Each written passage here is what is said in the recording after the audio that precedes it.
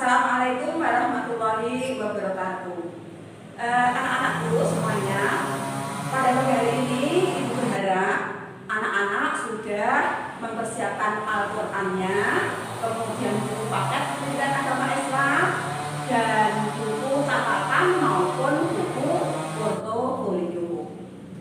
Nah, tetapi sebelum kita mulai pembelajaran hari ini, agar pertemuan kali ini Allah selalu melimpahkan rahmat-Nya kepada kita semuanya, mari kita berdoa dengan membaca basmalah bersama-sama. Bismillahirrahmanirrahim. Kita mulai anak-anak. Sebelumnya Ibu akan menyampaikan yang pertama, Ibu pesan agar anak-anak tidak lupa untuk mengisi daftar absen terlebih dahulu, ya, yang ada di Google Classroom. Kemudian yang kedua, Ibu minta untuk setiap hari mengirimkan amal yauminya. Jadi sholat wajibnya dilaksanakan, ditulis di amal yaumi maupun amalan-amalan harian lainnya. Bagi anak-anak yang lupa tidak mengirimkannya, Ibu berikan kesempatan untuk tetap mengirimnya dengan double berapa yang belum dikirimkan. Tapi dengan catatan anak-anak harus jujur, ya, anak-anak harus jujur. Kemudian yang ketiga, Ibu minta walaupun kita pada kesempatan hari ini masih dalam pembelajaran jarak jauh, anak-anak tetap bersemangat dalam belajar menuntut ilmu. Karena thalabul ilmi fardhatun 'ala kulli muslimin wal muslimat.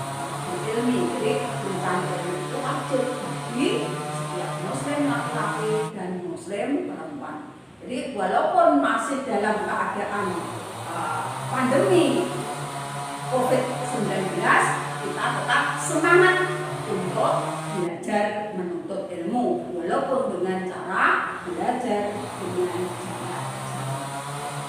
Kemudian pada saat ini kita akan melanjutkan materi yang kemarin, yaitu bab zakat yang belum selesai. Ya, kemarin kita belajar satu pengertian zakat. Kemudian yang kedua, apa saja dan zat di zakat itu sesuai dengan syariat Islam. Dalilnya apa tentang kewajiban zakat itu. Kemudian pada kesempatan pagi hari ini kita lanjutkan dengan siapa-siapa orang yang berhak menerima zakat. Kalau kemarin itu orang yang wajib mengeluarkan zakat, sekarang siapa saja toh yang berhak untuk menerima zakat sesuai dengan Quran surat At-Taubah, ayat 60. Nanti anak-anak silakan dibuka surat At-Taubah ayat 60. Hubungannya dengan orang-orang yang berhak untuk menerima zakat. Ya, kita pelajari bersama-sama anak-anak. Mari kita lanjutkan.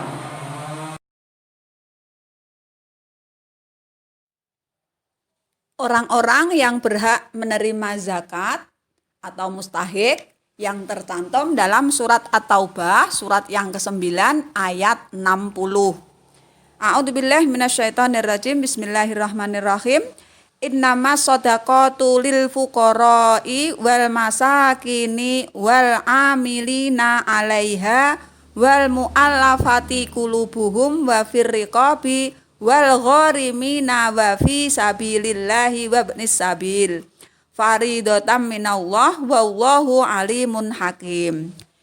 Yang artinya sesungguhnya zakat-zakat itu hanyalah untuk orang-orang fakir, orang-orang miskin, pengurus-pengurus zakat, para mu'alaf yang dibujuk hatinya untuk memerdekakan budak, orang-orang yang berutang, untuk jalan Allah, dan untuk mereka yang sedang dalam perjalanan sebagai suatu ketetapan yang diwajibkan Allah, dan Allah Maha mengetahui lagi Maha bijaksana. Dari surat Al-Maidah ayat 60 tadi dijelaskan bahwa yang pertama adalah fakir.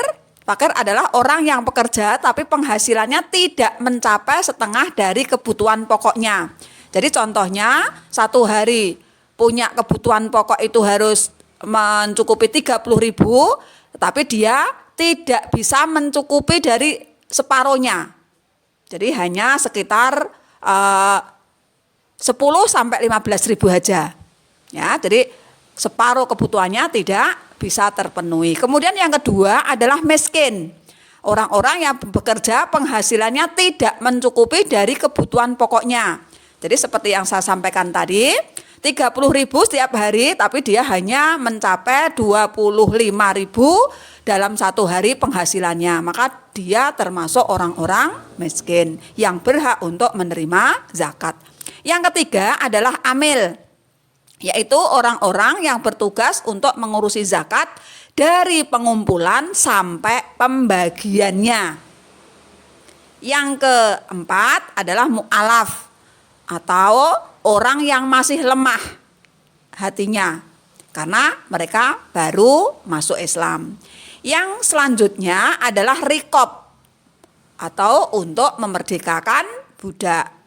Insya Allah kalau saat ini tidak ada yang termasuk rikob, tapi yang lainnya kan masih ada. Yang selanjutnya yaitu adalah ghorim. Ghorim itu adalah orang yang banyak hutang. Diingat anak-anak, hutang di sini adalah hutang untuk mencukupi kebutuhan pokok, bukan digunakan untuk mencukupi kebutuhan sekunder. Tidak boleh. Jadi beli mobil dia hutang, maka dia tidak termasuk orang yang ghorim. Sekali lagi, tidak termasuk orang yang ghorim. Ghorim adalah orang yang banyak hutang. Hutang itu digunakan untuk mencukupi kebutuhan pokok. Selanjutnya yang ketujuh adalah sabilillah, yaitu usaha yang bertujuan untuk menegakkan agama Allah Subhanahu wa taala. Kemudian yang terakhir, yang kedelapan, ibnu sabil, adalah orang yang kehabisan bekal. Kemudian sekarang kita belajar tentang perbedaan antara zakat, infak, dan sedekah. Zakat hukumnya wajib bagi yang mampu, sedangkan infak dan sedekah hukumnya sunnah. Kemudian yang kedua, zakat wajib dikeluarkan jika telah mencapai nisab. Diingat nisab kemarin pengertiannya apa? Diingat lagi, ya. Zakat itu wajib dikeluarkan jika telah mencapai nisab. Sedangkan infak dan sedekah dapat dikeluarkan kapan saja, tidak usah menunggu nisab. Yang ketiga, zakat harus diberikan kepada orang-orang yang berhak menerimanya. Siapa tadi? 8 asnaf atau 8 golongan sesuai surat Al-Maidah ayat 60. Itu zakat. Sedangkan infak, sedekah itu dapat diberikan kepada yang lebih umum. Siapa saja boleh untuk diberikan infak atau sedekah. Selanjutnya, hikmah dari zakat. Yang pertama, ungkapan rasa syukur atas nikmat yang telah diberikan oleh Allah Subhanahu wa taala. Kemudian yang kedua, mengurangi kesenjangan sosial antara yang kaya dan yang miskin. Yang ketiga, mensucikan diri dari dosa dan memurnikan jiwa. Yang keempat, menumbuhkan sifat dermawan. Yang kelima, alat pembersih harta dan menjaga dari sifat tamak atau rakus. Yang keenam, menolong, membantu kaum du'afa. Yang terakhir, mewujudkan masyarakat yang sejahtera, rukun dan damai. Demikian anak-anak pelajaran bab yang kedua tentang zakat. Mari kita bersama-sama untuk bisa melaksanakannya. Kalau belum anak-anak termasuk pengeluar zakat, wajib mengeluarkan zakat, ya kita berusaha untuk latihan infak atau sedekah. Di saat pandemi seperti ini banyak orang-orang yang membutuhkan, maka Ibu harapkan apabila anak-anak punya kelebihan harta atau apa saja, silahkan anak-anak untuk berbagi dengan yang lain. Kemudian anak-anak, sebelum Ibu akhiri pertemuan kali ini, Ibu punya tugas lagi. Tugasnya yang pertama adalah merangkum yang Ibu sampaikan hari ini, ditulis dalam buku rangkuman. Kemudian yang kedua, tugasnya nanti dikerjakan di buku portofolio di bawahnya yang kemarin juga, ya. Apa itu? Yang pertama adalah anak-anak harus menjawab soal halaman 102 sampai 104 bagian A dan B. Nanti buku portofolio, diingat 2 buku itu yang dikumpulkan besok tanggal 25 Agustus ya. Untuk kelas 9A dan B hanya buku portofolio, jadi buku tugas saja.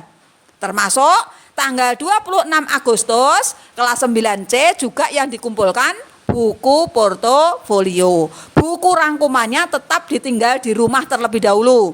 Ingat anak-anak, jamnya sudah ditentukan, silakan sesuai jam yang sudah disampaikan oleh Bapak Ibu guru wali kelas masing-masing. Kemudian nanti apabila ada anak-anak yang bertanya tentang masalah zakat ini atau yang lain hubungannya dengan agama, silahkan anak-anak sampaikan lewat WA group ya, lewat WA group.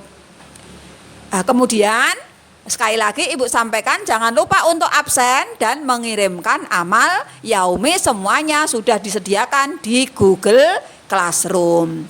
Terima kasih. Apabila ada kekurangannya, Ibu mohon maaf. Assalamualaikum warahmatullahi wabarakatuh.